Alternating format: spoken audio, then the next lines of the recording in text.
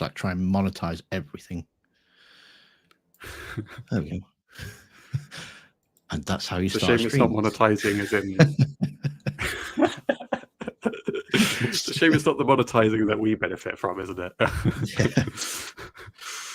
Oh, that's the best way to start this off, isn't it? How you doing? It's been a while. I am not too bad. Yeah. Do you know what? I was actually looking at StreamYard history, and I was like, the last time we did this was Dragon Age. Blimey. That when I was all hopeful. That was back in August. Yeah. Well, I was hopeful. You were pretty pessimistic, and rightly so. So. Oh, was I? I can't remember that. I can remember getting cross with a load of people in the comments because they were all saying it was going to be awful, and I'm like, no, you can't say that. You haven't played it.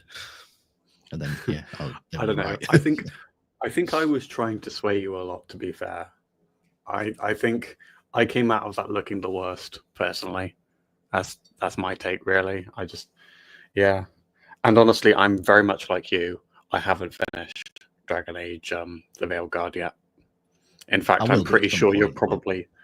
I think you're still further along in the story than I am. That's the funny thing. Yeah, I did try to just crack on. Thought I'll just get through the main story, and then that'll be it. I'll just leave it, and I'm not bothered with all the loyalty missions and stuff like that. And even if you want to get all of the endings, you have to, like, one of the most detailed story ending, you've got to do the loyalty missions and stuff, and it's just too much. Yeah, Tim, it's like you haven't played Mass Effect 2. Like, I mean, I know it's like it's really hard to compare them, but at the same time, they do work off of the same similar idea that they've said companions are a big part of it, and if you just ignore the companion stuff. I mean, here I am again defending the game that you're further ahead with, but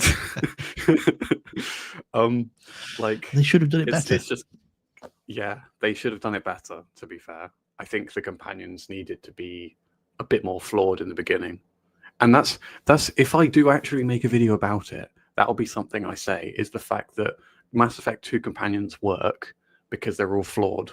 You know. They're not all flawless talking about, oh, yeah, I can do the cooking and we can all be best friends and we can all wear glitter. You know, like, everyone had flaws. Morden did questionable things with the Genophage. Miranda had her insecurities about being the perfect human. You know, Jacob was just naturally horrible in terms of writing. That was his flaw. Not in a good way, but it was a flaw. But the point is, everyone had flaws, and, like, you know, I think I'm rambling a little bit, maybe. But you know what I mean? Like, yeah, Veilguard. I got the impression from the get-go that nobody had any flaws. Yeah, it does kind of give you that. It's like, well, I'm building a team, and they're all the best of the best, and then all of a sudden it's like, oh yes, we all have our own personal baggage, and we all need to resolve that first.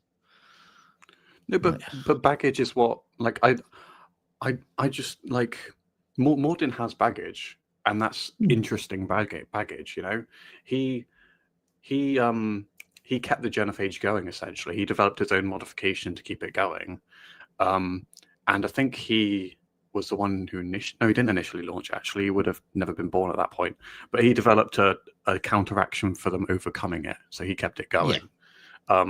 That was baggage that was good, didn't he? Because it was, that was the kind of baggage that made him interesting and, like, gave him sort of room to grow, which is obviously what he did in Mass Effect 3.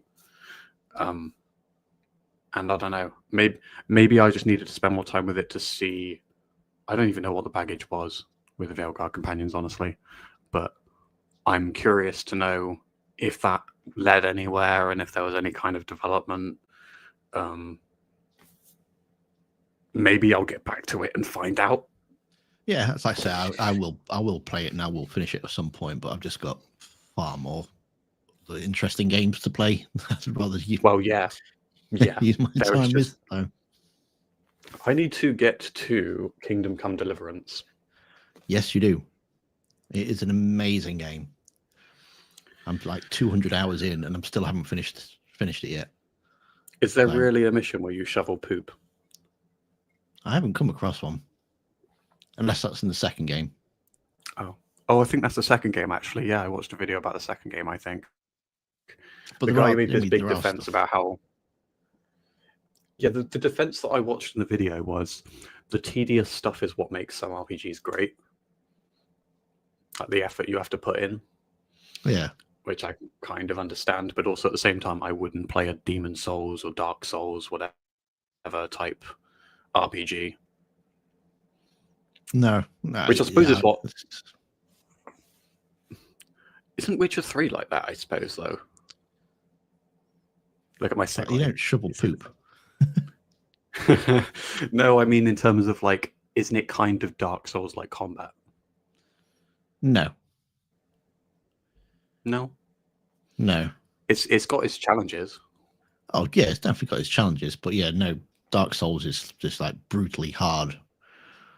You will die, and you have to redo the same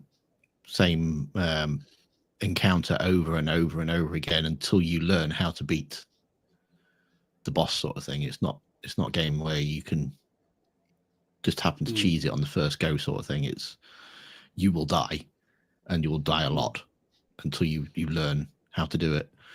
And to me, that I'll just get frustrated with stuff like that. So I suppose it doesn't... I feel like even if Witcher does have its kind of challenge to it, then it has challenge that rewards you with story. And you don't just have one definitive difficulty that's just, I want to throw my controller. No, that's it. I mean, like Witcher 3 and that, you've got so many different accessibility options. You can just play through on story mode if you want to, and you know, not worry about combat at all. So it is more about story, I think, rather than... I've come up with an interesting question, which, you know, we might be able to answer through what we're about to see in this video. Who knows?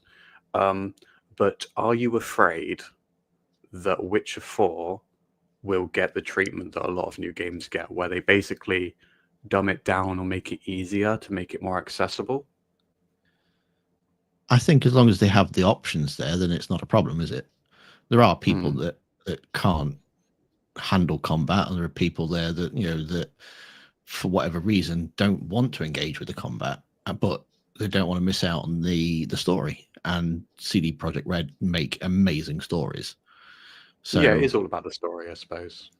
If you you know, put in there the, you know, ultimate death mode, you know, one touch and you permanent death sort of thing, then yeah, put that in there, because there'll be people want to play it that way. But yeah, don't make it Dark Souls where that's your only option. But what if it's in the sense that it warns you so much about a decision being a big deal before you make it?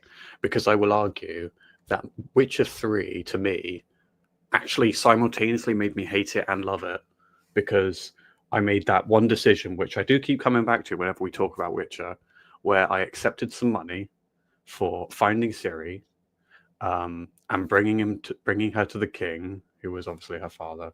And, you know, she's there, you know, nothing's going to change whether I accept the money or not, except how was I supposed to know that she would hate me for the rest of her existence and go off and die in a snowstorm because I wanted some money?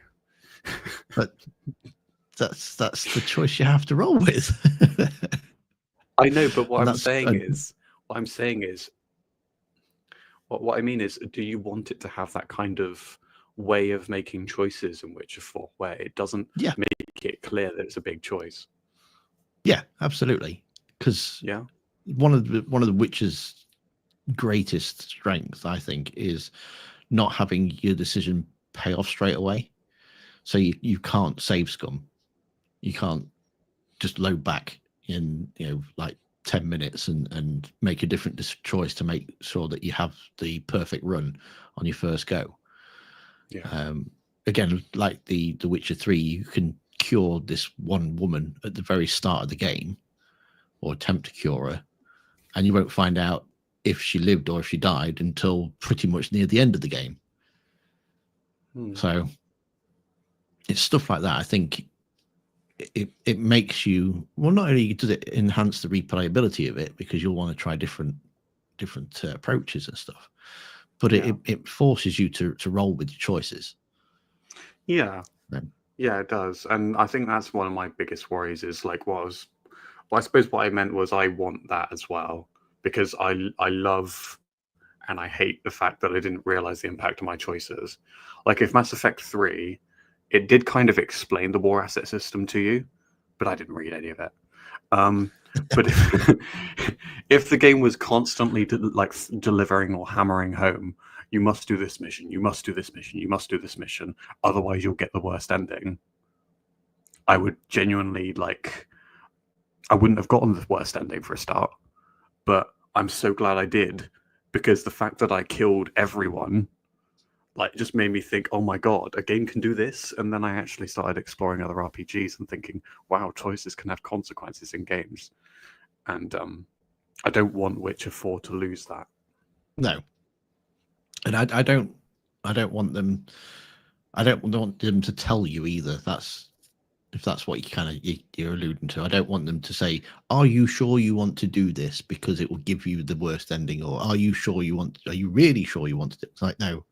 Here's an option. You can do it if you want. You don't have to.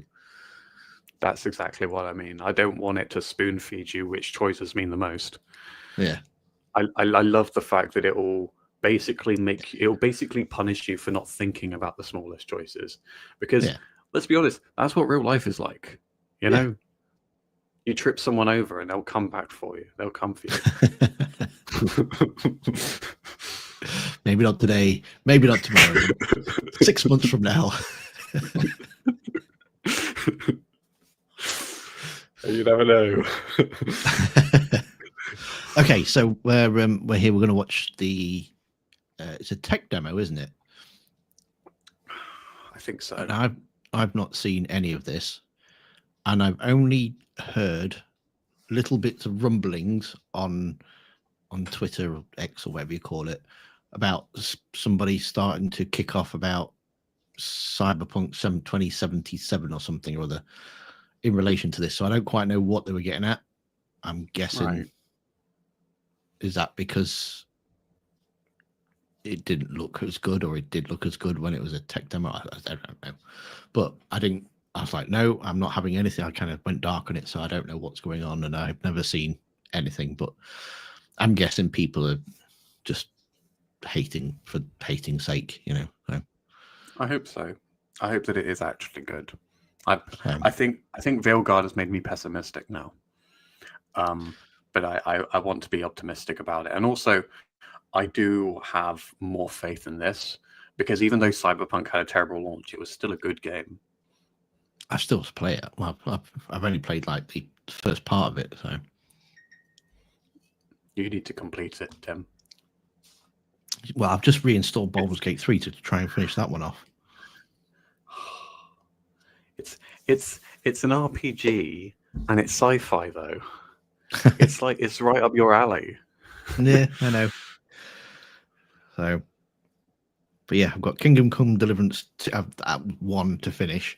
I've got 2 installed, but I don't think I'll get to that for a while. And bless. But I think I'm nearly finished Kingdom Come. I think I'm like on the last bit, because it's kind of building up to a big battle sort of thing. So I think that's going to be like the ending thing.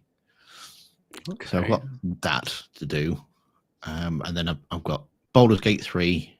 I've got to Act 2. Goodness, like 3 or 4 times.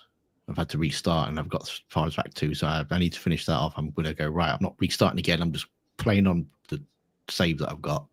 Yeah. Are you romancing anyone? Karlak. I still need to keep her alive. I still need to do a playthrough where she lives.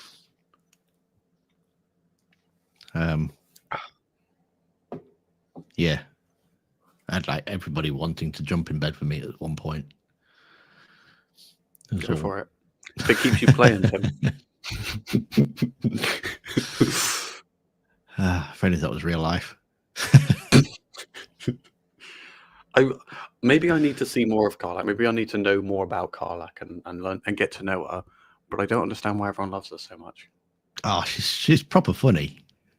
She's just like, yeah, come on, smash some heads. Okay. All right, I will get round to it. I've done my first playthrough, which problem with Baldur's Gate is it's such a long game. And when I got to the end of it, I felt so relieved because it was like a year-long project that I'd finally completed. I think I started it in like October. I was a little late. So it was the year it came out, but it was like October. And I didn't finish it for like another year. But then when I finally got to the end of it, I was like, oh, right, everything's accomplished now. I can die happy. And then I had to realize, and then I just thought, no, I can't. I can't obviously just live with the fact that I didn't save Lae'zel. I killed Lae'zel. I didn't recruit Karlak. What's her name? The rebel lady, the leader of the rebels. You can recruit her. I didn't even realize you could. So I never did. No, she's dead. I think she got captured. Yeah, she's got captured. Okay, if she's dead, there's another companion you can't recruit as well, which I found out the hard way. There's I'm really annoyed because like I said, I've restarted like 2 or 3 times now, and every single time I can't seem to save that the tiefling. Is that what they're called? She plays the lute. Yes. And yeah, I can't seem to save her because she makes it to the safe place in the dark, the dark Underdark. That's it. And then she always seems to get killed when that gets attacked, and it's really annoying me. No matter where I am, I can never seem to get to her quick enough to save her life. Yeah, I don't think I saved her either. I don't think I got very far with her. Yeah, I think she died quite quick. Anyway, shall we? Yeah, we're kind of going off on a bit of tangents, aren't we? So this is great for the podcast, though. Okay, so.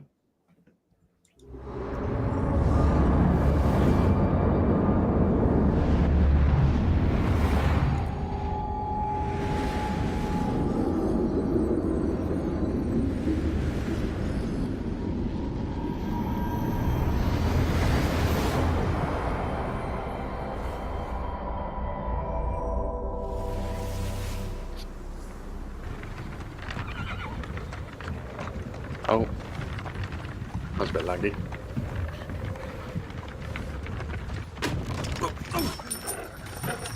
Sleep, is he? The ploughing plonker.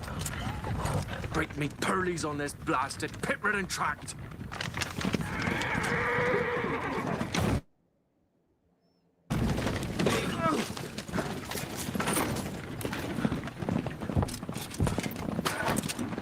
We're veered on the high road. Oi, the devil's out! It's running from!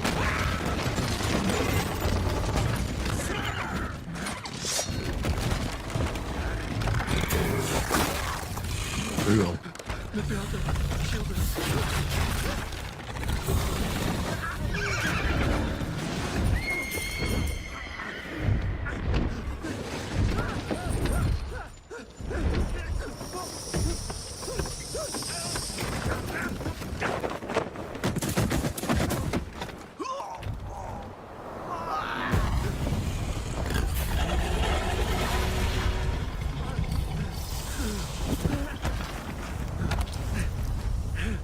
It does say no actual gameplay on the bottom.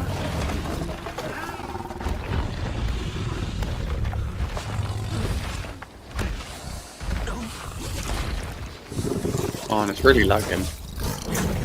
But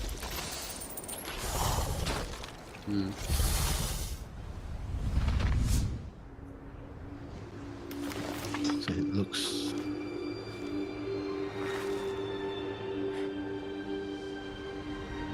salt.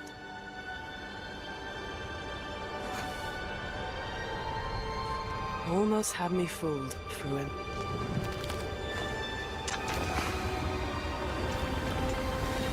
Looks all right in the stream.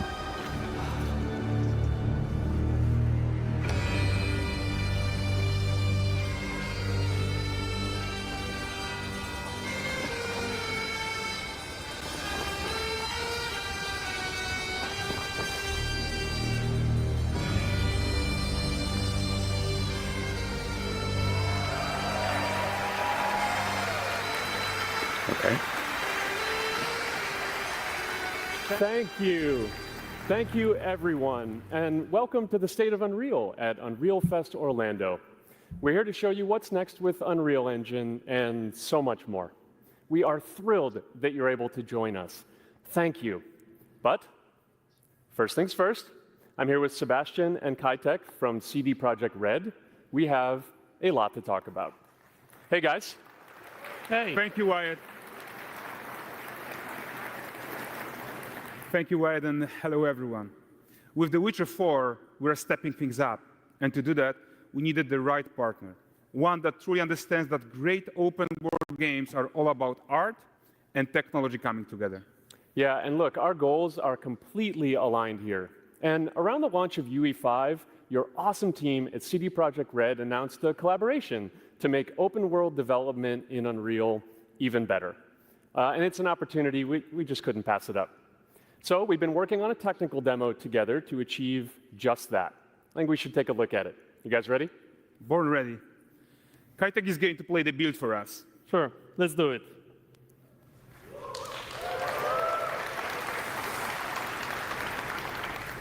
This is a technological showcase set in the world of The Witcher 4.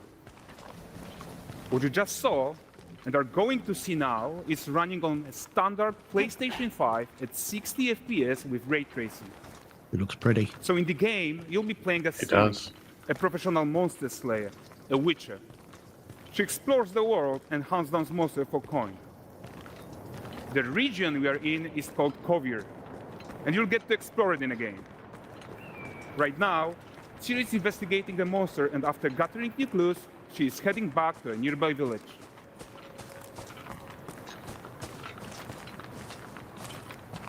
All right, everyone, meet Kelpie. Let weeds be weeds, Kelpie. So just like Geralt had Roach, Ciri has her own loyal companion. We return It's to freezing town. a lot. These two characters need to feel like one. Since you're gonna explore the world on horseback, riding needs to feel seamless, natural, and just fun. Yeah, and to support that, we're introducing multi-character motion matching in Unreal. So Ciri and Kelpie, they're perfectly synchronized when mounting from any angle and speed. And we also support root motion movement on Kelpie, so controlling her feels realistic and grounded. And there are also some really nice improvements to our Unreal Chaos Flesh Solver and these machine-learned deformations. So you've got realistic muscles moving and stretching under Kelpie's skin without compromising the performance there. Okay, we're seeing the inside of a horse. So let's leave Ciri behind for a second and talk about the world itself. So much of the Witcher world is natural, organic, especially Kovir with its dense forest and wild nature. Yeah, and wild nature is hard. And with nanite geometry, we've freed artists from so many of their old constraints. But we don't want to rest until everything we do in Unreal has that same spirit of freedom. There's always more work to do. And foliage is a huge piece of that puzzle. So we are excited to introduce nanite foliage. Nanite foliage. And in order to achieve gorgeous foliage density everywhere, while still being memory efficient, fast to render, we believe that a new idea was needed. So instead of the same card approach we've been using for the past 20 years, artists should be free to take a nanite approach to foliage, modeling every single leaf and pine needle. And the old LOD tricks of the past, they needed a complete rethink. And in their place, it's a new adaptive voxel representation in nanite.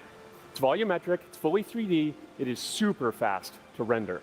And these dense clusters of triangles turn into these cubes, which at a distance, they're no larger than a pixel, and they react to the changing light of our dynamic sun and our shadows, and they allow artists to render whatever amount of foliage is needed to achieve their vision without compromise.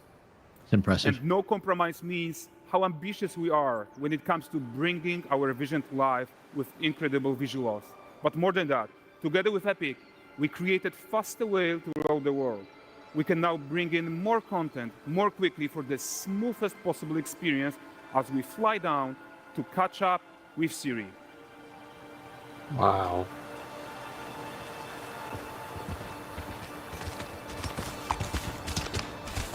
Makes me want to go and play Witcher 3 again. Welcome to Valgrest. So I need to play Valgrest Witcher 3 is a again. port town, a hub for fishing, trade, and mining. It's one of those places where you can meet shady characters or overhear gossip from other lands. It's also where Ciri took on her current contract. High-tech, let's leave Kelpie here and explore the marketplace and food. And the missus? I'm so excited we can finally show you some of this stuff. Let's see what Valgrest has to offer. Not her again. Rude. I present him with a fish. For the furry rascal will often wait, and the bear's weight grants good fortune. Here, have they?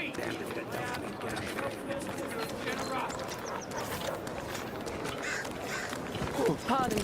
Guys, notice how responsive the world is. I wonder if you can avoid that as well. Character actions directly affect what happens around you, sometimes even setting off chain reactions. Everything is working together. If that's just a natural thing, that's pretty cool. That's not scripted. Yeah, Oh, that's look what I at mean. this Like, poor gentleman being taught how to fly by an angry innkeeper. That's what happens when you cheat at Gwent.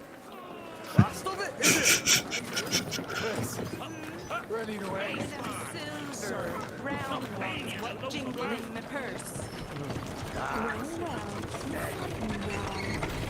Still not played Blood and Wine yet. Okay, so this is the guy Me who neither. makes his quest his own. Like you probably suspect, he has his own agenda in all of this. You off your tits again, Wilfred. Get your ass up.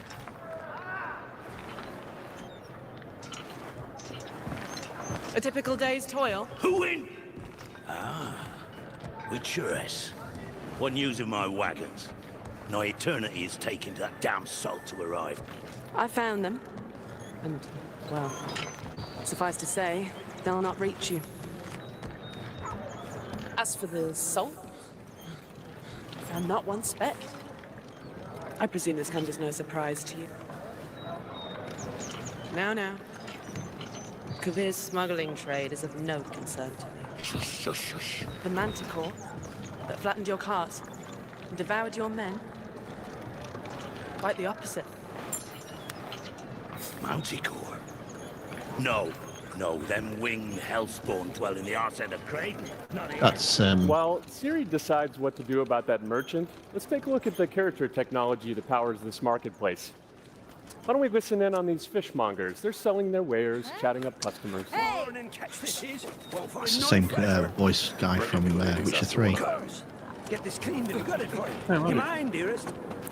Into seeing something more. Got mackerel cod, all Brexit's finest. And there is tons of tech at play here, even in this simple market stall. Metahuman tools, improved Unreal smart objects, chaos cloth, and more.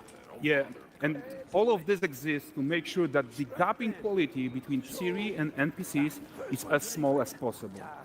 Yeah, and closing that gap, it's not just about fidelity, right, but also authenticity. They should react to changes in the world around them.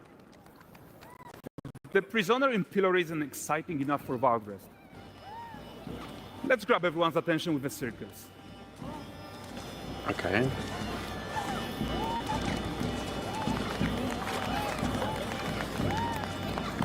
But the great performance deserves a huge crowd though. Let's crank it up.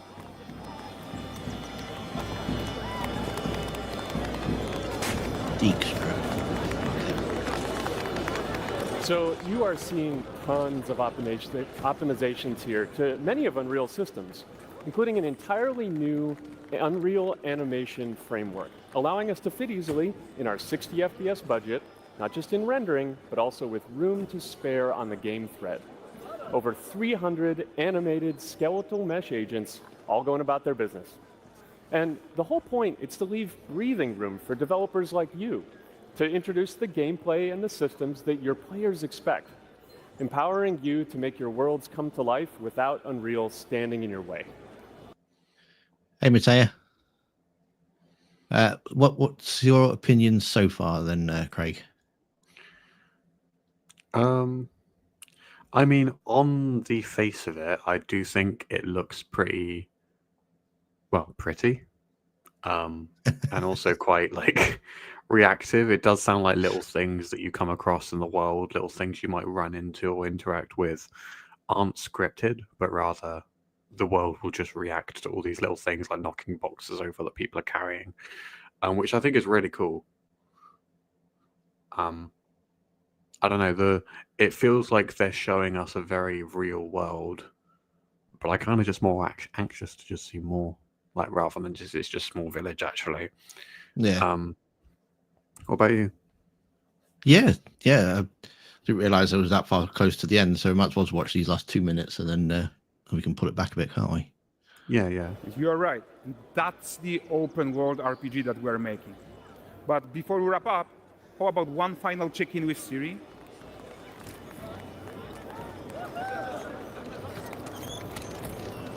We are making this game to be the most immersive and ambitious open world Witcher game ever.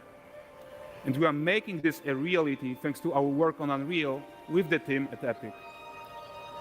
I think what we are doing together is going to bring in a new generation of open world RPGs, and I'm so proud of what we accomplished so far.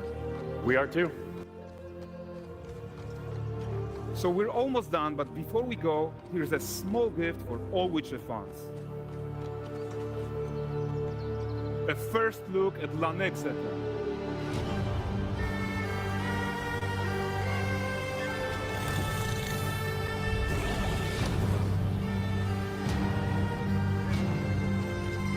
Onward, Kelby. With what?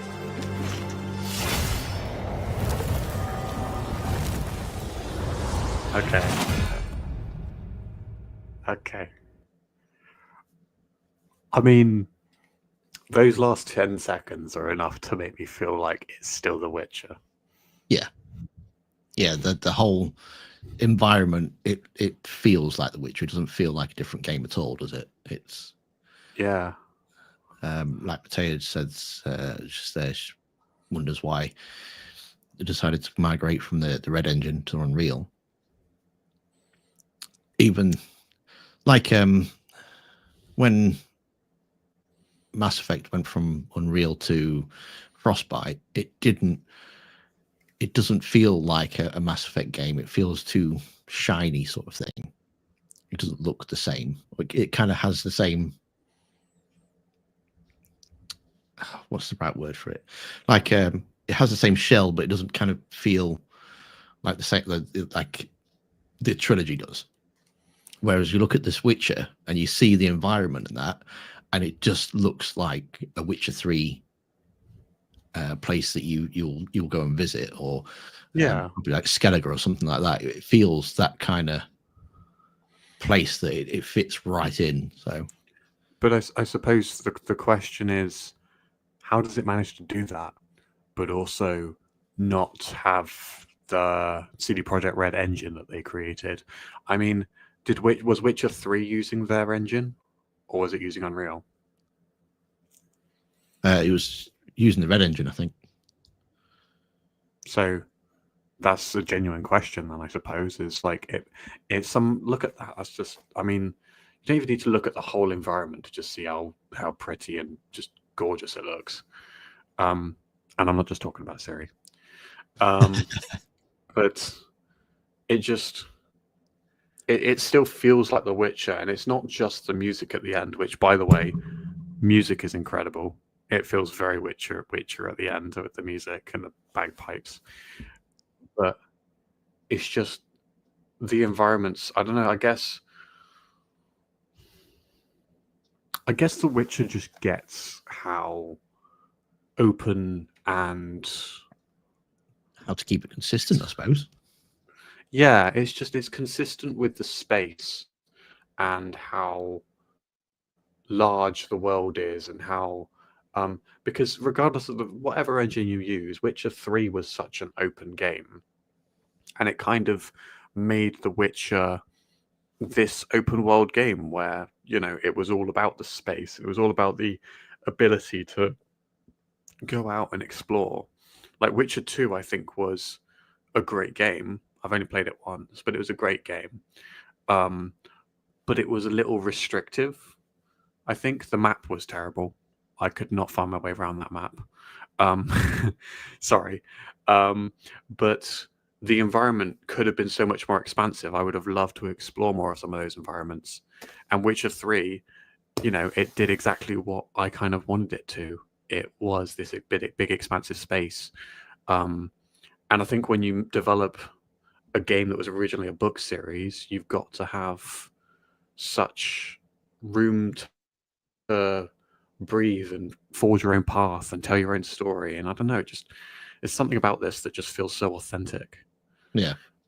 Yeah, I suppose, like Mateus says there, the difference between Unreal and Red Engine are not that visually obvious. If you look at Witcher 3 compared to Witcher 1, there's a massive difference there in quality and design and stuff. So yeah, it can happen.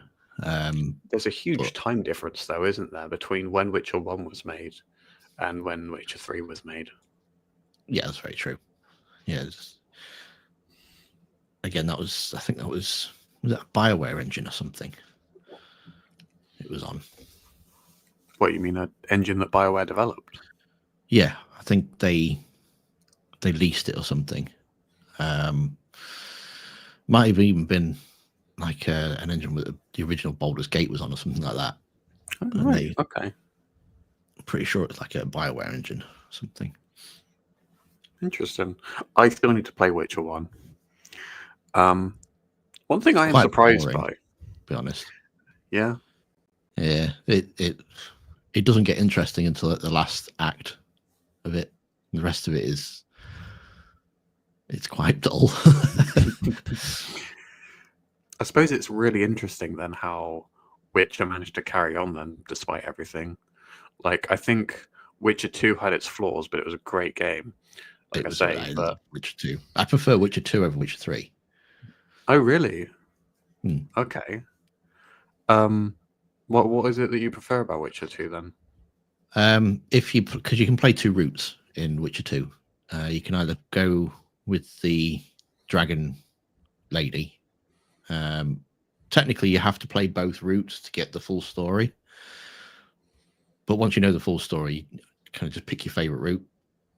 And if you play Vernon's route, then you see more of like the politics around it, and it feels a lot more like Game of Thrones, that kind of kings and queens kind of vying for power and stuff. So you get a lot more history about the world if you go down that route.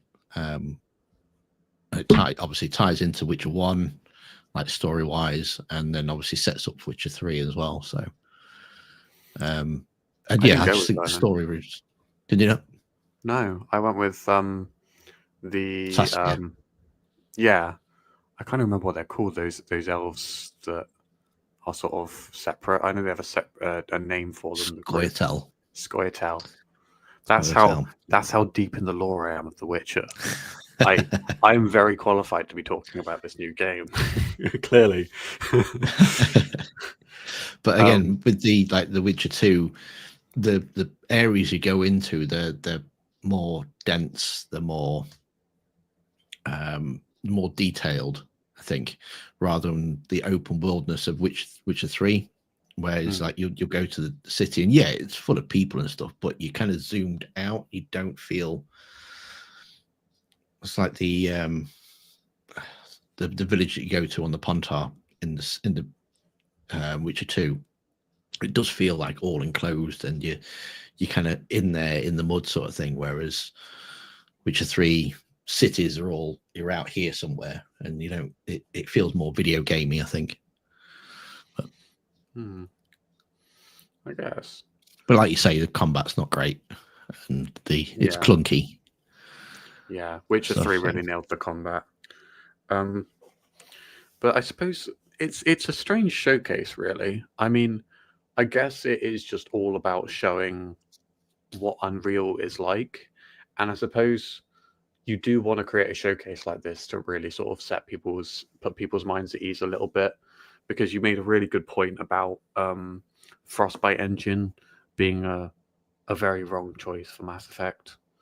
It just didn't fit at all, because it was, to be honest, I don't really know what Frostbite engine is good for. I mean, I guess first-person shooters.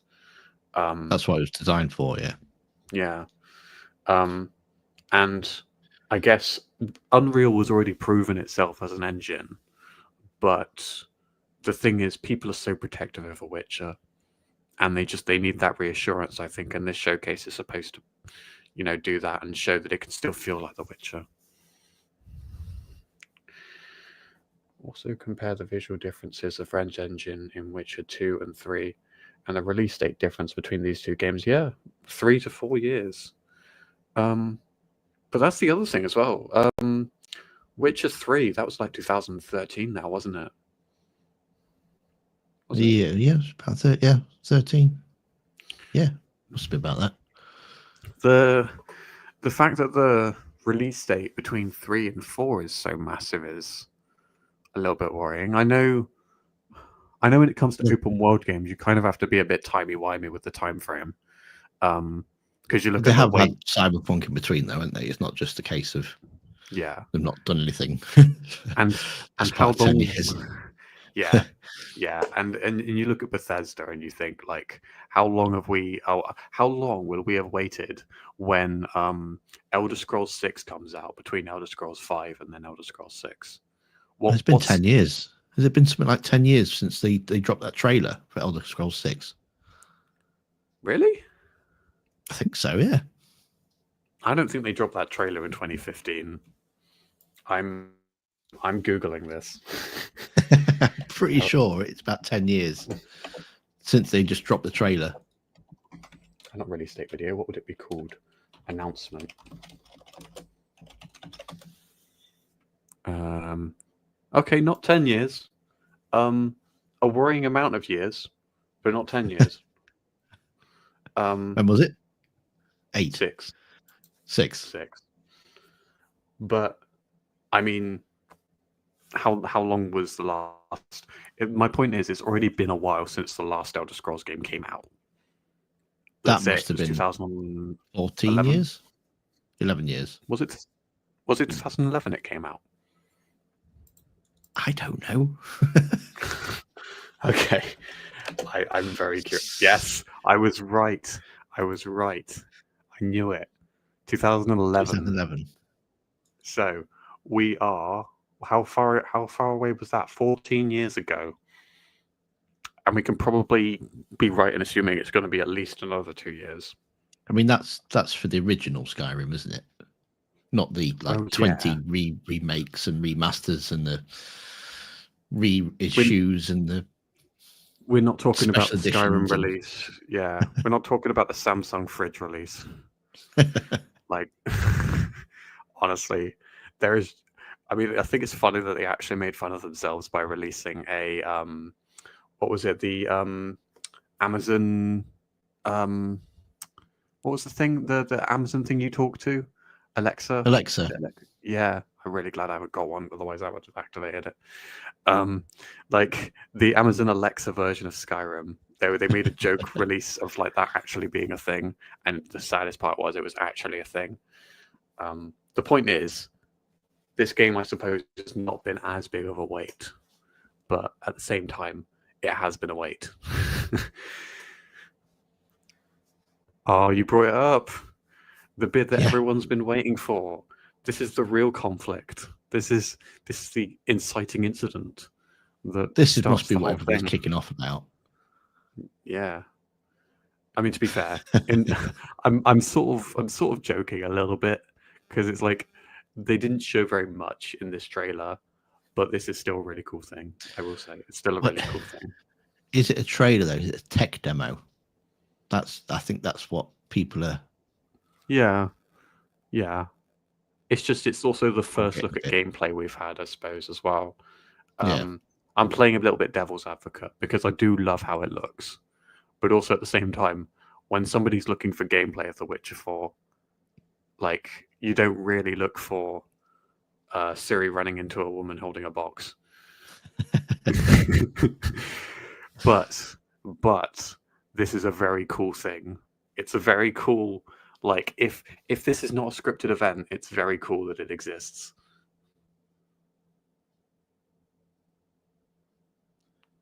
It's a kid as well that runs up and there, look. Yeah. Starts pinching the apples, look. Yeah. What would be even cooler is if you could stop the kid. Or better yet, if you could take the apples. See, they talk about some guy getting thrown out of a. I mean, that could be easily scripted. That. Oh yeah. That doesn't feel like it could be reactionary.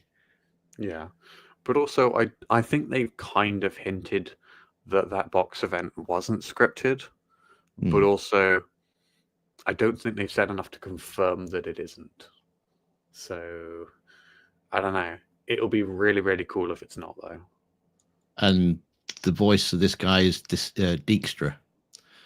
You know, the. Oh, right. Okay. You remember him? I vaguely remember him. Because he doesn't really. You're off your tits again, Wilfred. Get your ass up. Yeah, hear it better in a minute. A typical day's toil. Who in? Witcheress. What news of my wagons? That there. What news of my wagon? I've got the image of the big guy that's looking to try and kill Radovid. If you say so, I need to play more of The Witcher 3 before I say for sure on that one. So what's your opinion on playing as Ciri this time around? I'm all for it, to be honest.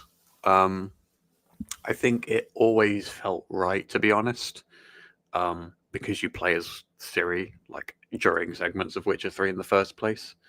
I think it's the voice actor who plays Geralt has come out and said, "Read the books. This happens in the books," or something like that. Something that it changes perspectives more to Ciri, at least in the books.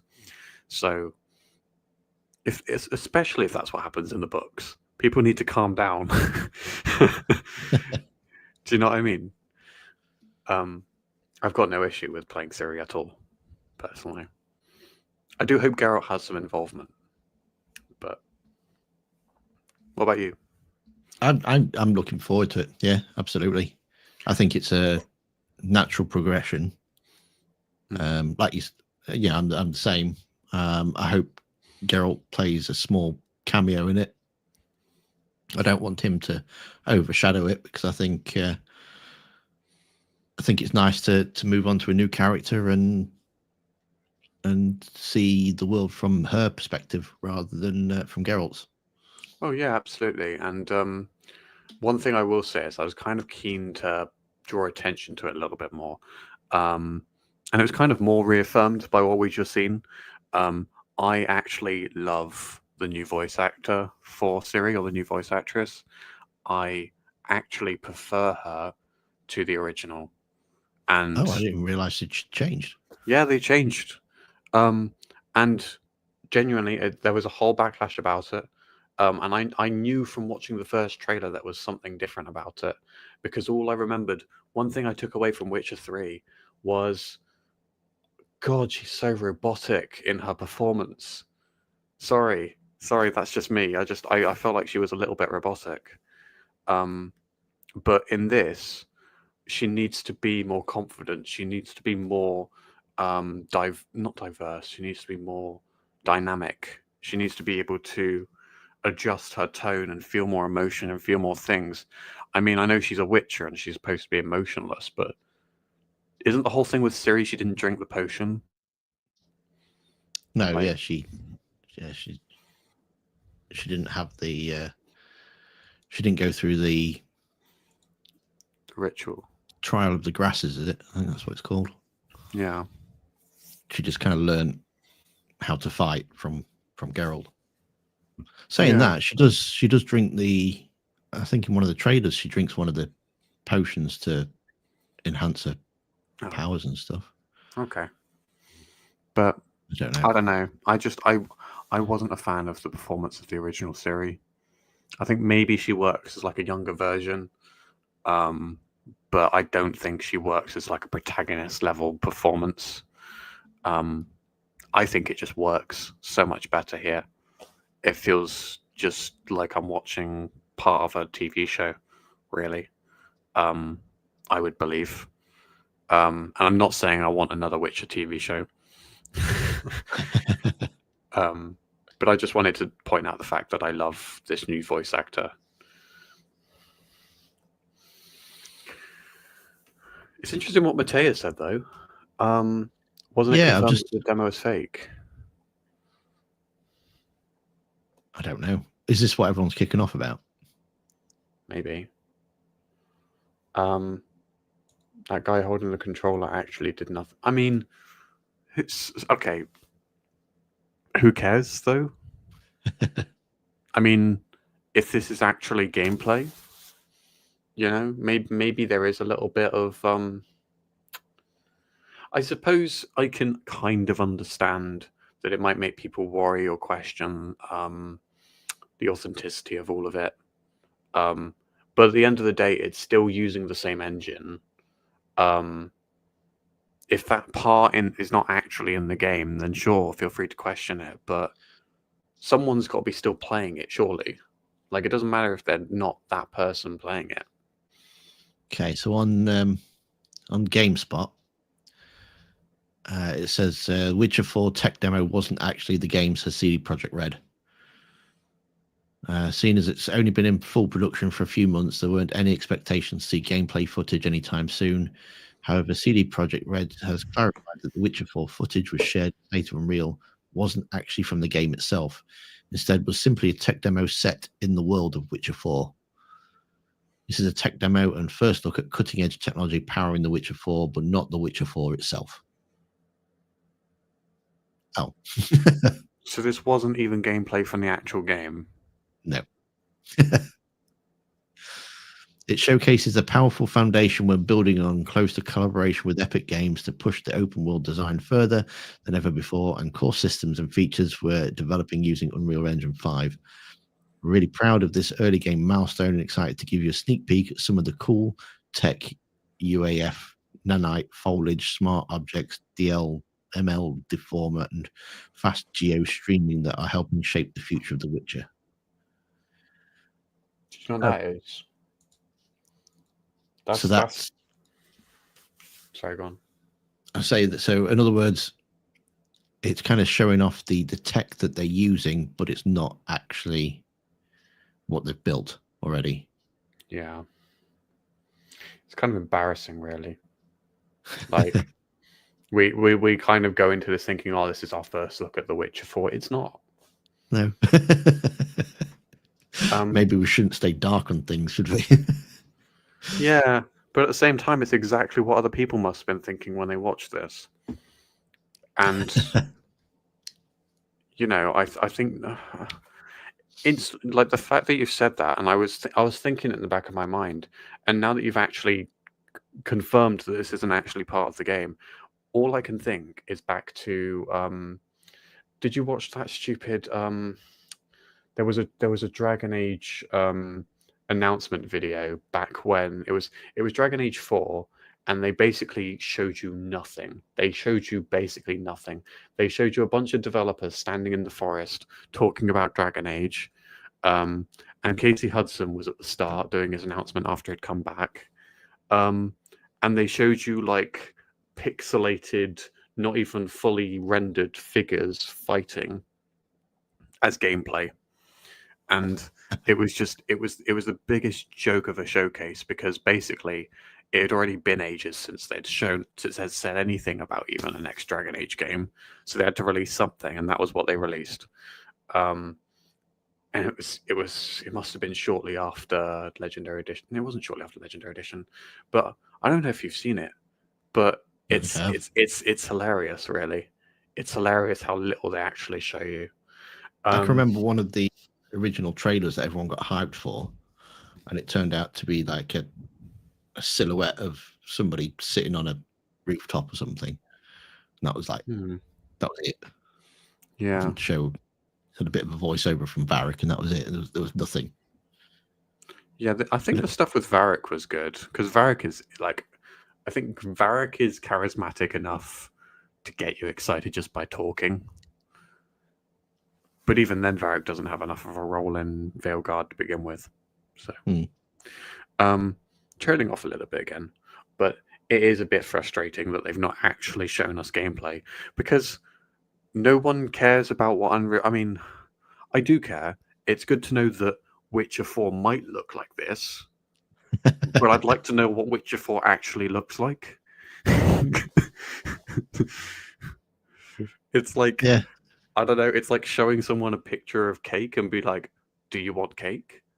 It's like, yes, I would. Can I actually have some? Well, I'm going to make some cake. It might look like this picture, or it might not. Yeah.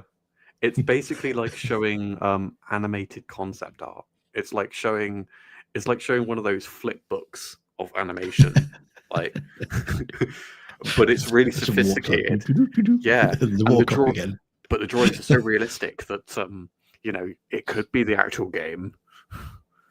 But it's not the actual game. So like, I mean, like, I looked past the fact that they're talking about all the technical stuff of the Unreal Engine. All of us don't understand what any of that jargon really means. But that's okay, because if they're showing us anything from the actual game, then we look past that and we look at what the actual game is and get really excited about how it looks. But if this isn't even what the game actually looks like... I mean, it does kind of look like Witcher. I should imagine this is how they're going to make it look. But... No, Matteo. Neither of us have finished Veilguard. Although I am going to play a bit of Baldur's Gate 3 tonight. Yeah, and I'm also going to play a game that's not Veilguard. Unfortunately. Any final thoughts then? Just a bit disappointed, really, finding that out after watching that. I hope at least the music is real. I don't really know you fake music, actually. So, I suppose I still stand by what I said. The voice acting from Ciri is good. The music is good. The footage from the game that doesn't exist looks good.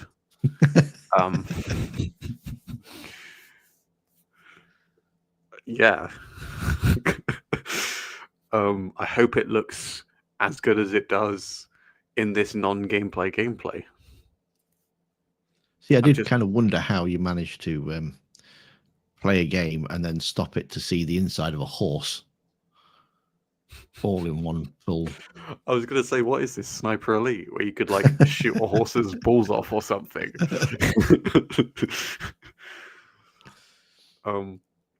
But yeah, I mean, it instantly makes me skeptical, because how can you have this big showcase of this first look at Witcher 4 and be that dishonest? Like, everyone knows, like, you look at the first, I don't know how long the first bit was with the big cutscene with the carriage being attacked. But everyone looks at that and knows it's not the actual gameplay. That's fine. But, like, you can show that was all done with Unreal Engine without tricking people and showing fake gameplay. You know? Yeah. Yeah, you could have just made it in Unreal Engine. Even it's a slice, isn't it? It's not even, you didn't have to be part of the full game. Yeah. All it had to be was some early part of the game. And if the game's not ready, don't show anything that looks like it might be part of the game. Yeah. I mean, they said it was a tech demo. They didn't say it was a trailer. But it still seemed a bit Yeah. Because a tech demo could be anything. A tech demo could be a walkthrough of the environments from like a camera perspective. You know? Yeah, free cam. Yeah. We don't need to see Siri walking through the environments. Actually, because it is misleading, Matea. Because the developers are literally trying to convince us that they are controlling the character through the world, like it is gameplay. It's not a tech demo. It's manipulating people and making them think that this is actually part of the game. Because otherwise they would go right out and be honest and say, this is what we hope the game, or we envision the game to look like. Is this a Cyberpunk PlayStation, the console thing all over again, where they didn't release any review codes for consoles until like a day before release date or something, because they knew of the poor state that it was in? That's exactly what I'm worried about now, is the fact that they need this game to be honest from the jump. Because that was exactly the situation with Cyberpunk. And it's the kind of thing that led to it literally being taken off the PlayStation stores because of how much of a mess it was. And if the game's not ready, don't show anything. You don't start rebuilding your reputation by lying. Exactly. And I think it's also part of the problem with how Mass Effect is marketing itself as well. Mass Effect is showing us bits of God knows what. In fact, it's not even being obvious. Is it part of a cutscene with that woman in the trench coat walking? Pretty sure it's a woman because it's high heels. But walking in this corridor, that could be part of the game. It could be part of a cinematic. It could be literally anything. It could be a tech demo. Like, it's not clear on what. It's not being honest, and it's not showing us anything for a particular reason. I mean, you could argue this has a reason. You could argue this is about getting people excited about Witcher, but it's also about showing what the Unreal Engine can do. But why not show us what the Unreal Engine can do in practice in the actual game? Why do we have to be shown a part of the game now when the game isn't even in a state where it has anything to show from the actual game? Are they doing pre-orders now? I don't know, maybe. Are pre-orders available? Because if they're not, why show something this early?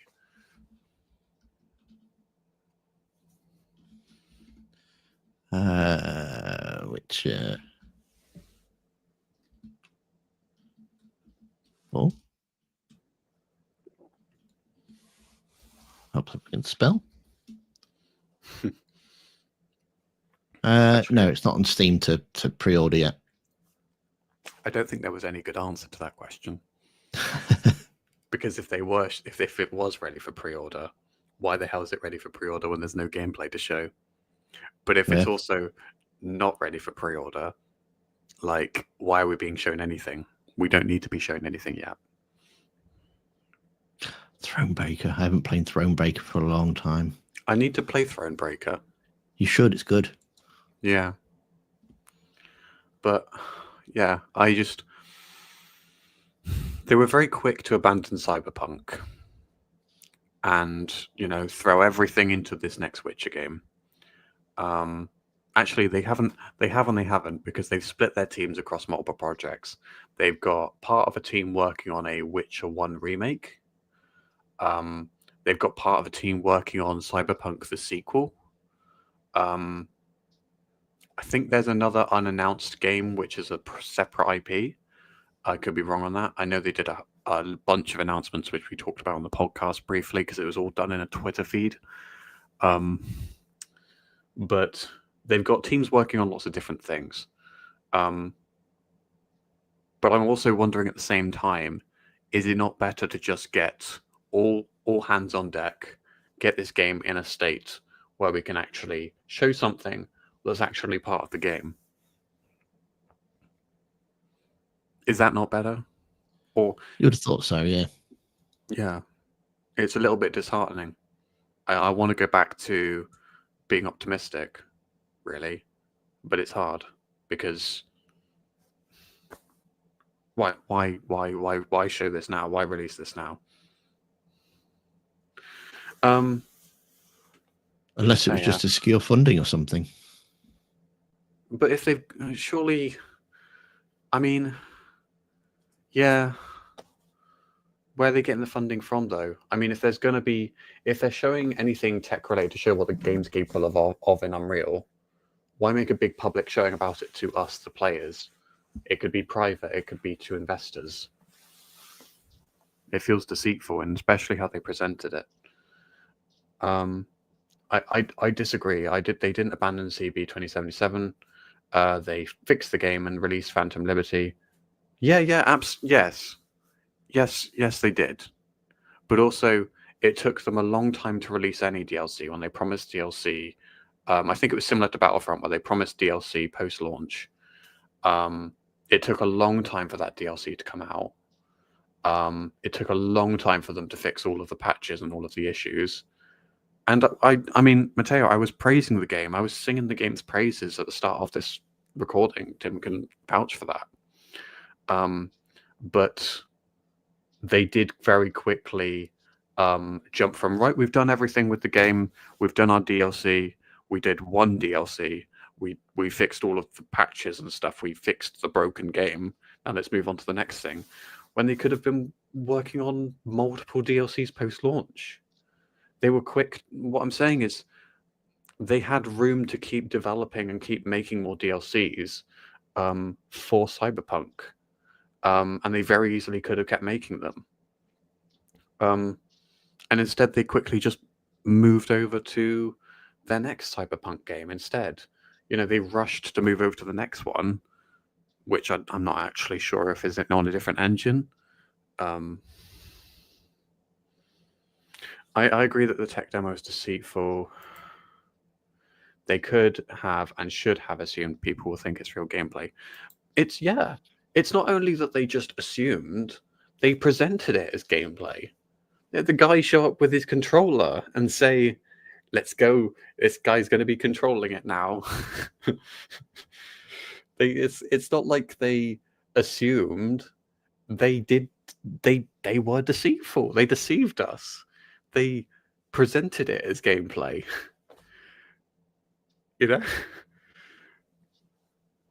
They lied. Basically, they lied, and that's a little bit sad, really, because, like we've been saying, you would hope that they would try to win the trust back of players and present something that looked that gorgeous to be actual gameplay.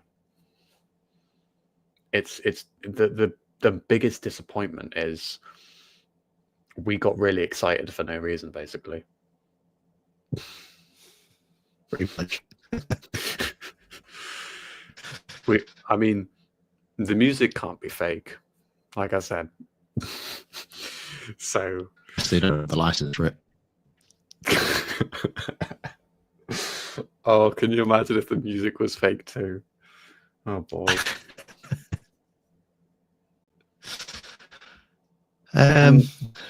Right. I don't have anything to add to that. I think you've covered everything quite well. Yeah, I mean, I don't want to really be negative for the sake of being negative, and I hate people on the internet who just complain about things that are different, that are, you know, diverse. I hate those kinds of people who just complain because something's trying something new, or, you know, just trying to present different backgrounds, or, you know, have the main character as a woman. People who criticize that kind of thing. I'm not being a mindless critic here. I'm just presenting the player's point of view as like they shouldn't have tried to mislead us into thinking this was gameplay. Just be honest, and, you know, be We'll like have to Baldur's Gate 3. Yeah, won't we? Really have to take the next pinch of salt. Yeah. From there.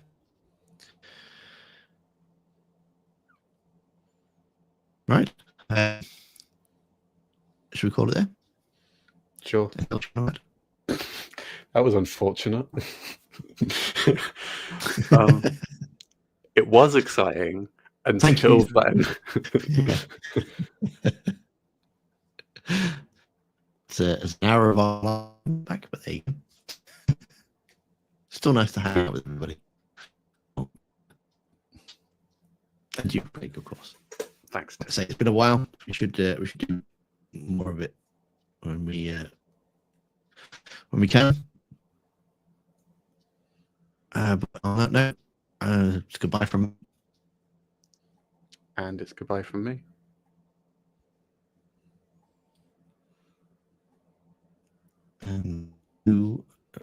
No straight tomorrow, but it will be the week after, so a week on Saturday.